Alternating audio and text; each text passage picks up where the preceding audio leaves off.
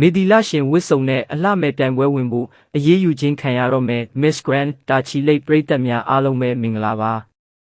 ဒီနေ့မှာတော့ National Director မရန်ဆိုင်တော်ဦးဆောင်ကျင်းပတဲ့ပြိုင်ပွဲမှာအလှမဲ့တဦးကတီလာရှင်ဝစ်စုံနဲ့ဝင်ပြိုင်လို့တရဏဂုံကိုညှိုးနှွမ်းစေတယ်ဆိုပြီးဥပဒေအရအရေးယူဖို့အထိပါတောင်းဆိုမှုတွေမြင့်တက်လာနေပါတယ်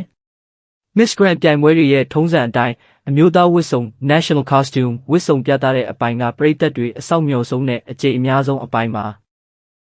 ဒီနေ့မှာလည်းပြိုင်ပွဲဝင်အလှမယ်တွေကနမိတ်ရုပ်ကိုစားပြုရာဒေတာရဲ့ယဉ်ကျေးမှုဓလေ့ထုံးတမ်းတွေကိုထင်ဟပ်စေမဲ့ထူးထူးခြားခြားဝတ်စုံမျိုးနဲ့ရှင်ပြိုင်ခဲ့ကြပါတယ်ဒါပေမဲ့ဒီအထဲကမှပရိသတ်တွေရဲ့မျက်လုံးကိုပြုသွားစေပြီးပြင်းပြင်းထန်ထန်ဝေဖန်မှုတွေထွက်ပေါ်လာစေခဲ့တာကတော့ Miss Grand တာချီလိတ်အလှမယ်အီမွန်လွင်ရဲ့တင်ဆက်မှုပဲဖြစ်ပါတယ်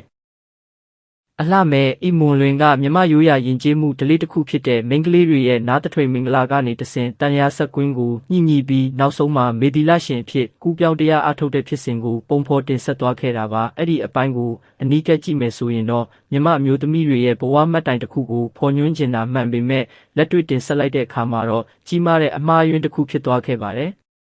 မြန်မာနိုင်ငံဟာဘာသာရေးနဲ့ပတ်သက်လာရင်အင်မတန်မှထိလွယ်ရှလွယ်ရှိတဲ့နိုင်ငံပါ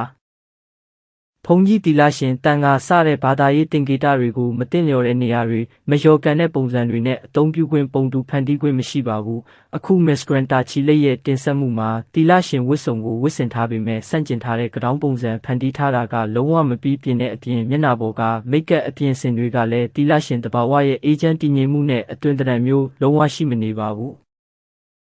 အလှမယ်တွေခန္ဓာကိုယ်အလှပကိုပြသရတဲ့လော်ကီအာယုံတွေနဲ့ပြည့်နှက်နေတဲ့စင်မြင့်ထက်မှာလော်ကီကိုစွန့်ခွာထားတဲ့တီလာရှင်အတွင်းယူပြီးတော့တင်ဆက်တာကယထာတလန်တန်တလန်လိုလုံးဝဆန့်ကျင်ဘက်ဖြစ်နေပါတယ်။ဒါကြောင့်ဒီလောက်ရက်ကတရဏဂုံကိုအကြီးကျိုးပြက်စေတဲ့အယိုအသေးမဲ့ရာကြတယ်ဆိုပြီးတော့ပြင်းပြင်းထန်ထန်ဝေဖန်ဖြစ်ထွန်းနေကြတာပါ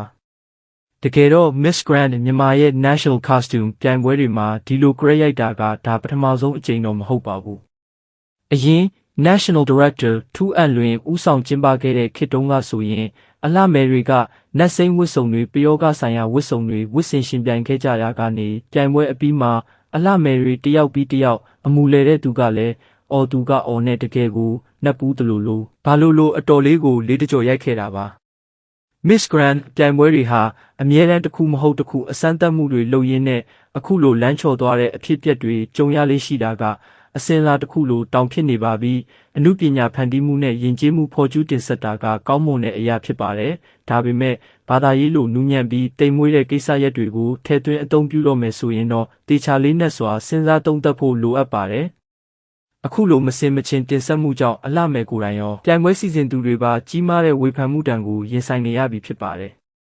ဗီဒီယိုလေးကိုကြည့်ရှုနေကြတဲ့ပရိသတ်ကြီးတို့ရောအလှမယ်ပြိုင်ပွဲစင်မြင့်ထက်မှာမေဒီလာရှင်ဝတ်စုံဝတ်ဆင်ရှင်ပြိုင်ခဲ့ကြတဲ့ Miss Grand တာချီလိတ်ရဲ့လုပ်ရက်အပေါ်ဘယ်လိုမြင်ကြလဲအမှုပညာဖန်တီးမှုတက်တက်လို့မြင်လားပရိသတ်ကိုမထီမမဲ့မြေပြုတယ်လို့ယူဆလားဆိုတာမှတ်ချက်ပေးခဲ့ပါဦးနော်အားလုံးကိုကျေးဇူးတင်ပါတယ်